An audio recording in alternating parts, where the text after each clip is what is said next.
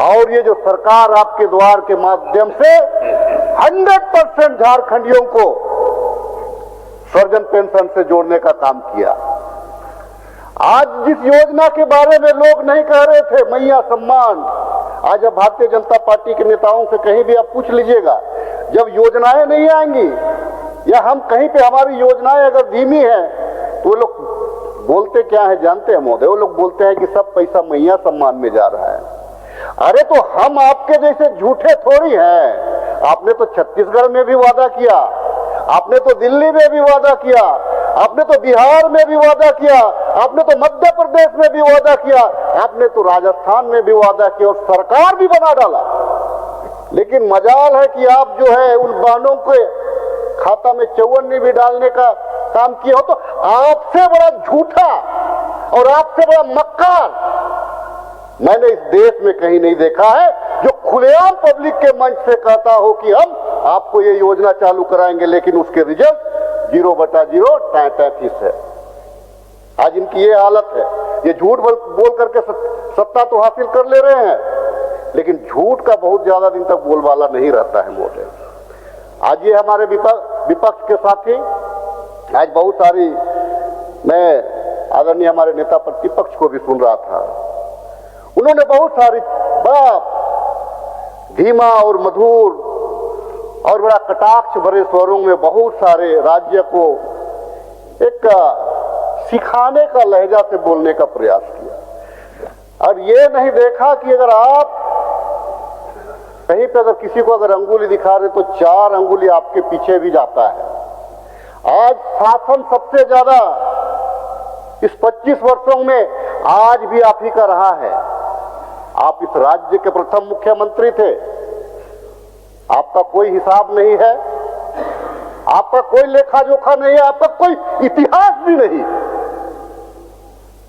आज आप जिस पार्टी को आप लीड कर रहे हैं और इससे पहले जिस पार्टी में आप थे, झारखंड विकास मोर्चा, उस समय आप जल जंगल जमीन की बात करते थे, उस समय आप गोड्डा पावर प्लांट का विरोध करते थे, उस समय आप माइनिंग का विरोध करते थे।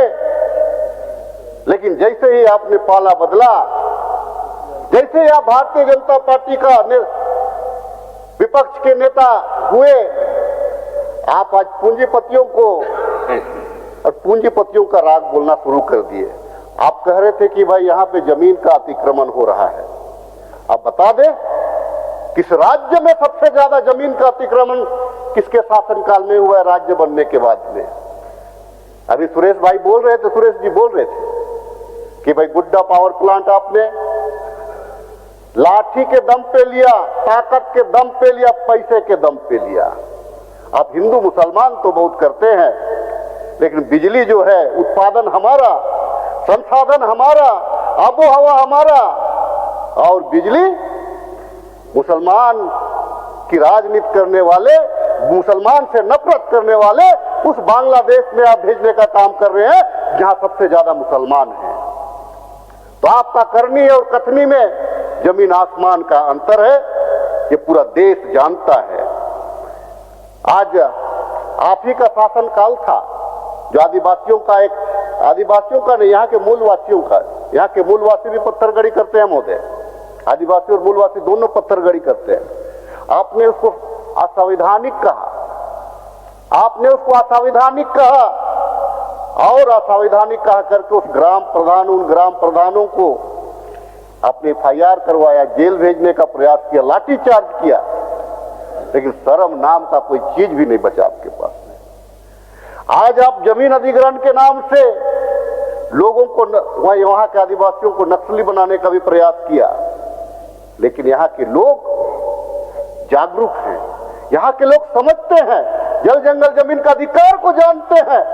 आपके दबाव के बाद में भी उन्होंने वे नहीं झुके, इवन कि आप ही को झुकना पड़ा और आपको लोग रास्ता दिखाने का काम किया 2014 में। आपने जो जुल्म ढाहा 2014 में, पूरा देश ने देखा, पूरे राज्यवासियों ने देखा। तो भारतीय जनता पार्टी के लोगों के कथनी और करनी में बहुत बड़ा अंतर है महोदय।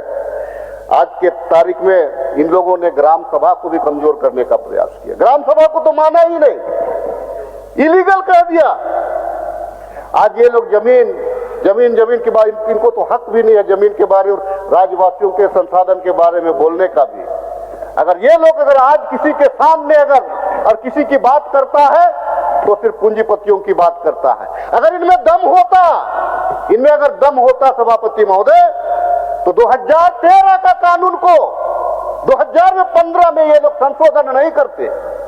2013 का कानून कहता है कि जहां 5 वर्षों तक अगर कोई कार्य नहीं हो रहा और जिस कार्य के लिए जमीन को लिया गया वह कार्य नहीं हो रहा है तो जमीन वापस कर। लेकिन आपने संशोधन किया क्योंकि आपको अडानी, अंबानी और ना जाने कितने लोगों को आपको खुश करना था।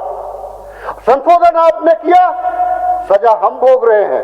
क्योंकि कानून जब केंद्र में बनता है तो राज्य भी बाध्य होता है उस कानून को अपनाने के लिए। जो आज हम झेल रहे हैं या जल जंगल जमीन का जो प्रदेश है, आपके गलत नीतियों की वजह से आज यह भोग रहा है या झेल रहा है। हम करना भी चाह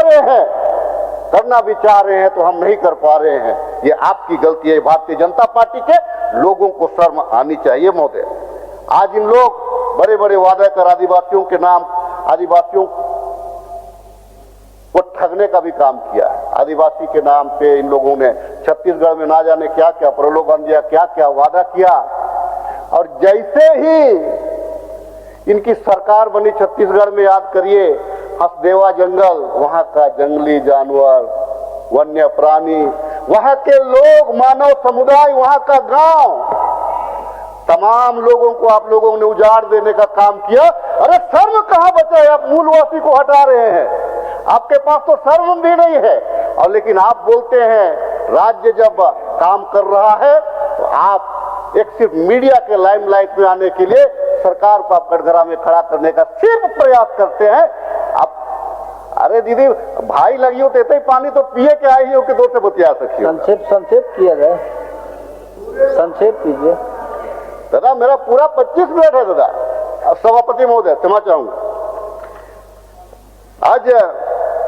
आज जिस प्रकार से हंसदेवा जंगल में आदिवासियों को उजाड़ने का इन लोगों ने पाप किया है, पूरा आदिवासी समाज, इस देश का पूरा आदिवासी समाज भारतीय जनता पार्टी को देख रहा है। अब इनके छलावे में आने वाले नहीं है और आने वाले दिनों में 2029 में इनको इनकी औकात भी पता चल जाएगा महोदय। आज ये बीजेपी के लोग, आज बीजेपी के तमाम नेता पूंजीपतियों के सिर्फ गुलामी कर रहे हुए, उससे ज्यादा कुछ नहीं कर रहे हैं।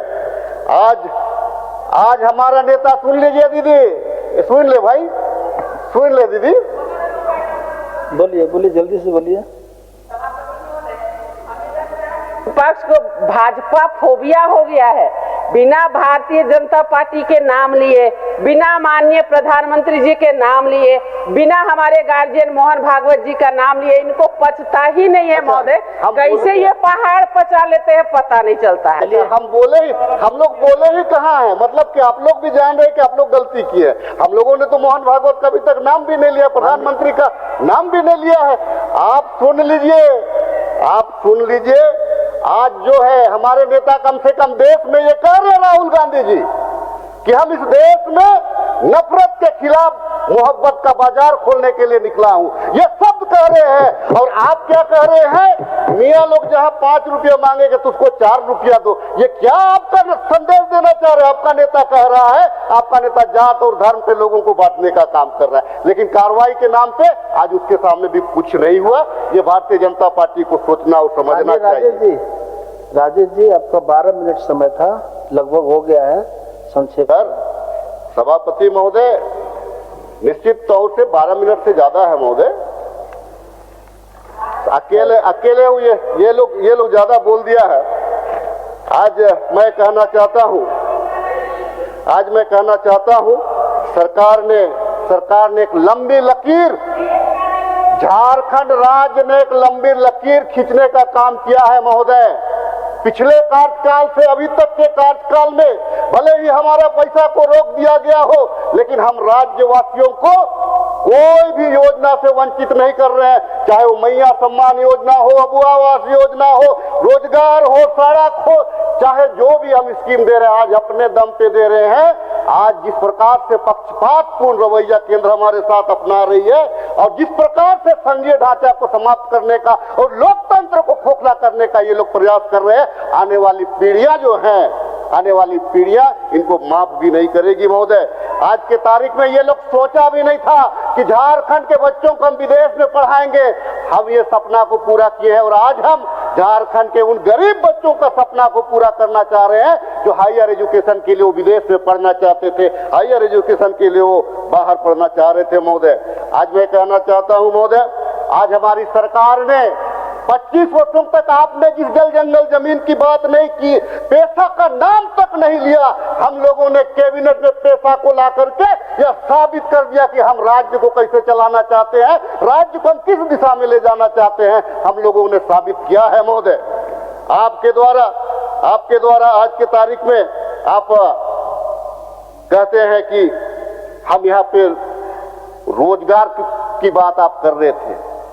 हम जितना सरकारी नौकरी का सर्टिफिकेट बांटे, आप हाथी उड़ाते हुए भी 6-8 हजार रुपया में आप आंध्र प्रदेश और केरल और मद्रास और मुंबई भेजे, उससे ज्यादा हम सरकारी नौकरी देने का काम किए हैं इस सरकार में। ये आप लोगों को जानकारी होनी चाहिए महोदय। और आज आप लोग दावोस में बात कर रहे थे, अरे आपका विजन ही नहीं है, राज्य के प्रति कोई जिम्मेवारी ही नहीं है। इसीलिए मैं इस बात को दावे के साथ कह सकता हूं कि हमारे माननीय मुख्यमंत्री वहां जब ग्लोबल समिट हो रहा था, वहां जब बड़े बड़े पूंजीपतियों के साथ में अपना देश में इन्वेस्टर को निमंत्रण देने के लिए गए थे, आप लोग क्या बोल रहे थे, अरे ये तो आदिवासी मुख्यमंत्री है, इतना लाख रुपए का कोट कैसे पहन सकता है, वाह रे आप लोगों का नफरती जुबान, वाह रे आप लोगों का नफरती मानसिकता, वाह रे आपकी सामंतवादी मानसिकता। आप लोग ये पचा नहीं पाए कि एक मुख्यमंत्री कम से कम इतना ठंडा है, कम से कम इतना तो सोचते, इतना ठंडा प्रदेश में जा करके एक कोट पहने एक मुख्यमंत्री, आपको ये भी पता नहीं कि भाई इतना महंगा कोट और इतना बढ़िया कोट कैसे पहन लिया आज के तारीख में। लेकिन भी शर्म नहीं है, दावोस में कम से कम इतना तो है, 1 लाख करोड़ रुपया का इन्वेस्ट आपके प्रदेश में हो रहा है। इससे कम से कम राज्य को एक गति मिलेगा, राज्य को एक दिशा मिलेगा। लेकिन आप अपना एक कार्यकाल बता दीजिए जहां पे आपने स्थायी नौकरी से लेकर के स्थायी इन्वेस्टर को भी आप लोगों ने लाने का काम किया होगा महोदय। सरकार का उत्तर होना है सर, सरकार का उत्तर होना है। जी महोदय, मैं निश्चित तौर से महोदय आज सरकार का उत्तर से पहले मैं अपनी बातों को समाप्त करना चाहता हूं कि आज ये लोग एक अंतिम बात अपना बात को कंक्लूड कर रहे हैं महोदय। ये लोग एसआईआर की बड़ी बात करता है महोदय। चलिए मैं स्वीकार करता हूं और इस मंच के माध्यम से मैं कहना चाहता हूं, सबसे पहले एसआईआर गृह मंत्री अमित शाह का कराइए, सबसे पहले एसआईआर या रांची का सांसद का कराइए। अगर दम है तो रांची में कराइए, हटिया में कराइए, कांके में कराइए, खिजरी में कराइए। यहां से विधायक और सांसदी बनना आप लोगों का सपना हो जाएगा, ये मैं आपको चैलेंज करता हूं। अगर दम है तो सबसे पहले शुरुआत प्रोजेक्ट पायलट के रूप में यहां से करा करके देखिए। आप में दम नहीं है क्योंकि आप सिर्फ हिंदू और मुसलमान का भाव लेकर के एसआईआर का बात कर रहे हैं। जिस दिन एसआईआर हो गया, माननीय मुख्यमंत्री जी सदन में बैठे हुए हैं, आप शहरी मतदाताओं के वोट से ज्यादा चुनाव जीतते हैं। जिस दिन एसआईआर करवा लिए, भारतीय जनता पार्टी का सुपड़ा साफ हो जाएगा, ये मैं आपको बताना चाहता हूं। और ये आप अपना पैर में कुल्हाड़ी आपने मार चुका है। आने वाले दिनों में मैं इतना करना चाहता हूं, अंतिम बात, कि सरकार एक दिशा के साथ, सरकार एक दृढ़ संकल्प के साथ में आगे बढ़ रही है। मैं विपक्ष के साथियों से अनुरोध करना चाहता हूं, आइए मिलजुल करके आप हमारे साथ चलिए, आप हमारा साथ दीजिए और इस राज्य को एक विकसित राज्य की ओर ले जाने में हम सभी का योगदान रहे। इसी आशा विश्वास के साथ आपने बोलने का अवसर दिया। सभापति महोदय, बहुत बहुत धन्यवाद। सरकार का उत्तर।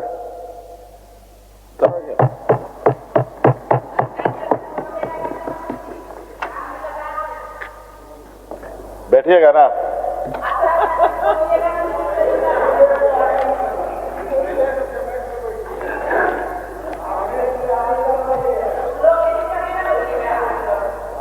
नहीं नहीं, बिल्कुल हमारी ऐसी कोई मंशा नहीं होती है।